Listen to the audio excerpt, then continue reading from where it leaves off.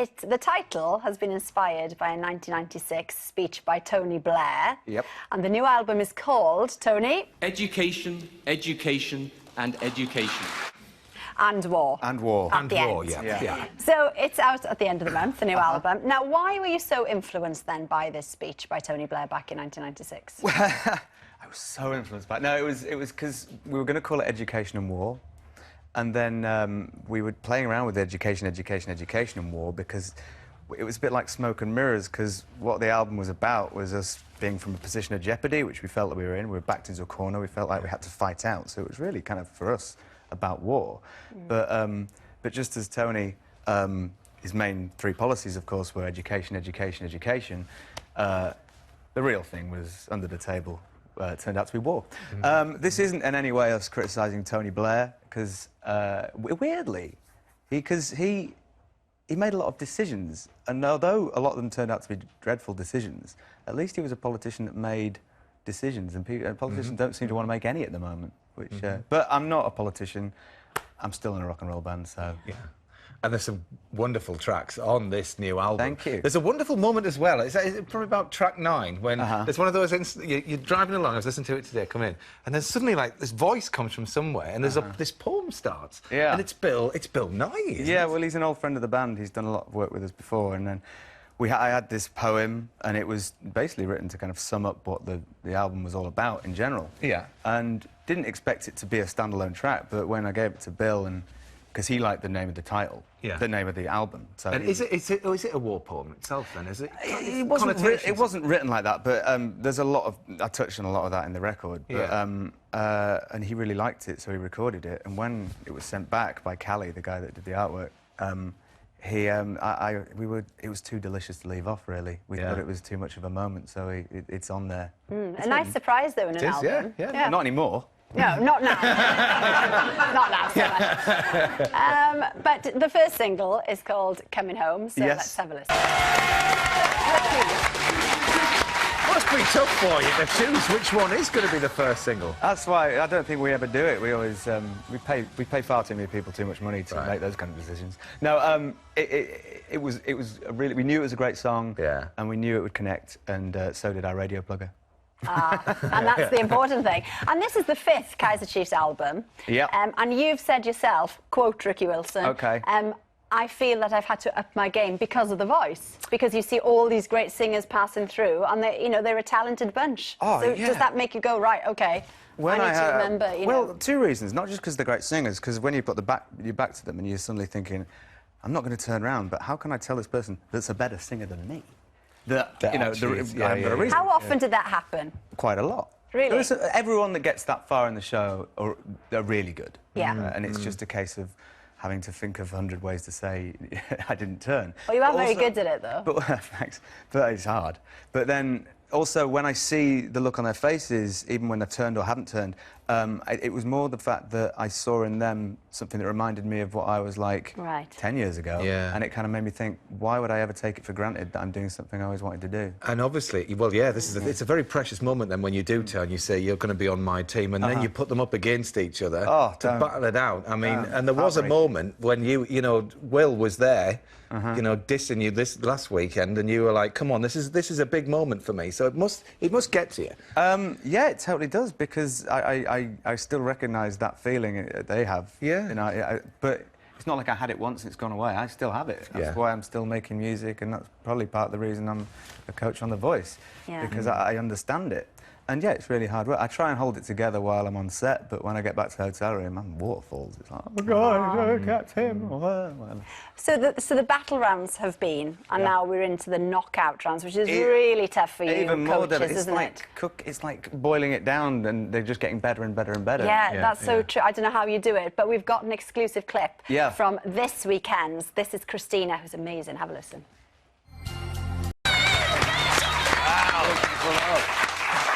We know, Ricky, that you're heavily involved with Team Ricky anyway. But, if you were a football coach, you'd be running around cones. A gymnastic coach, you'd be swinging around bars. What are you doing with them behind closed doors? Well, this is tricky, because I didn't realise I was asked, and my main concern was I'm still learning myself. I don't know. I don't know what I'm doing. But what was the last bit of advice you gave to one of your team members? What was the last bit of advice? Yeah. We chose between two songs. We chose between two songs, and it was a good decision. OK. It was actually a big decision, not just a tiny bit, but a big one. All right. Well, The Voice, we can't wait to see it. It continues this Saturday, 7:15 on BBC One, and then again on Sunday at 7:45. It's the knockouts, as we've discussed, so all to play for. Yes, and the Kaiser Chiefs' new album, Education, Education, Education and War, is out on the 31st of March. Yes, and Will.i.am has sent you a question, which we'll play you later. I can't Brace wait, Will. yourself. It's one that he wouldn't ask to your face, which is quite interesting. Anyway, as a pet owner, I know that vet bills can be very, very expensive. But what do you do when you're in the situation where you simply cannot afford to pay for the medical treatment that your pet needs? The People's Dispensary for Sick Animals in Stoke-on-Trent is one of the largest pet hospitals in the country. The charity helps pet owners on benefits who can't afford expensive veterinary bills but still want the best for their animals. A team of 30 nurses, vets, trainees and support staff keep this animal hospital running to meet the demands of around 5,000 pets a year. Family man Martin is unemployed. He's been worried about his Bichon Frise puppy Gizmo, who he believes suffered an injury shortly after birth. We had this pup given to us, and we noticed there's something wrong with his nose. If he touched the top of his mouth, he'd yelp, didn't we? Gizmo is in obvious distress, so vet Kate needs to sedate him as soon as possible in order to get an X-ray. An immediate problem is revealed. Head vet Duncan realises that any surgery will be far from straightforward. His sheer size, being such a small puppy and such a small piece of bone, we're going to have very limited options for repair. What we've got to try and do is take this very small piece of bone here and realign it to allow that bone to knit back together. While options are considered for Gizmo, a more familiar case requires Duncan and his team's attention. On average, this pet hospital will cope with around 200 road traffic accidents a year. She's Ruby, she's a Staffordshire Bull Terrier, and she's 5 months old. She's like my baby. She's me, she's my baby. She ran out the back garden and basically got hit by the car on the main road. She's got some superficial wounds, she's injured her tail, but she seems to be in a lot more pain than her external injuries are showing at the moment. An X-ray reveals no internal injuries, but the damage to Ruby's tail means a partial amputation will be necessary. Gizmo has been on the operating table for 2 hours, but the end is in sight. In order to keep the broken part of Gizmo's jaw in place, Duncan must attach a metal frame to the puppy's face. We're going through the final stages now. Pins went in beautifully, so we've now got the bars going down either side of his face, which are going to hold those together. In 6 weeks' time, if all is going well, we might be in a position to start taking some of the metal work out for him if he's starting to knit together. It's been a highly complex and time-consuming procedure, but Gizmo is now on the mend. Meanwhile, Ruby, who was hit by a car, is having the tip of her damaged tail cut off. It's a minor procedure, but would cost her owner an average of £300 at a private vet. Those who can't afford these sorts of costs will receive the treatment for free, but they'll be expected to give a donation to the charity. Ruby Sylvester, please. Hi, Miss Sylvester. You're right. Yes, thanks. An excited Ruby is finally reunited with her grateful owner. Thanks very much for your help. She's had the end of her tail cut off, and now just basically she's got to come back after dressing off on Monday. So hopefully everything's gone okay. I've got her back. Very happy. When Gizmo's owners arrive to pick him up, vet Duncan warns them that they may be shocked when they see him. With the metal work that we've got around his face, and it's quite dramatic, and I'll talk you through that before you see him, just so you don't get a shock when you... Sweetie pie. Okay. Now, even this afternoon, how bright he's been and how comfortable he's been following the surgery, we've been really impressed with him. I think he's going to bounce back. He's a little very quieter, well. isn't he? Eh? Because of the nature of the injury, though, he is going to have long-term problems. It's hard to say exactly what extent that will be. It's going to be a watch and wait situation. A few days later, Gizmo and Martin are well used to his temporary headgear, but things could have been very, very different. my local vet's near me had a look at him and says the best thing for him at this stage is to put him to sleep, or you could have an expensive operation. It would have cost Martin over £1,000 at a private practice, a price he couldn't afford to pay no matter how much he adores Gizmo. I'm glad I got the second opinion and I just didn't go with the first opinion. His kiss.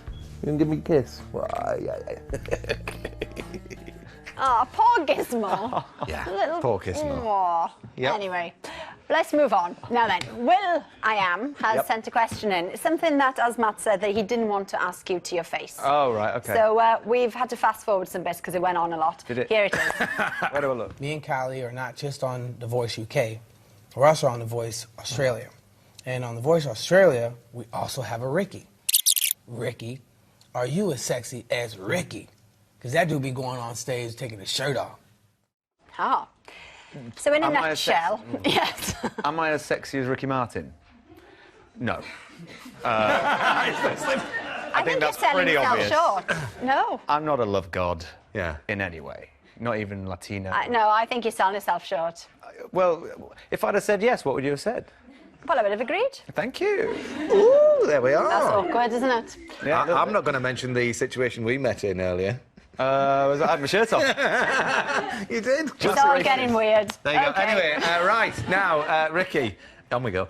In the audience is Stephen Williams, right? Now, a recently married man who had a very ambitious idea to make a star-studded video to play at his wedding as a surprise for his lovely wife, Kerry, who's there as well. And it worked pretty well. Let's have a little sneaky peek, shall we? Well, Ricky, Stephen and Kerry. Stephen and Kerry, Ricky.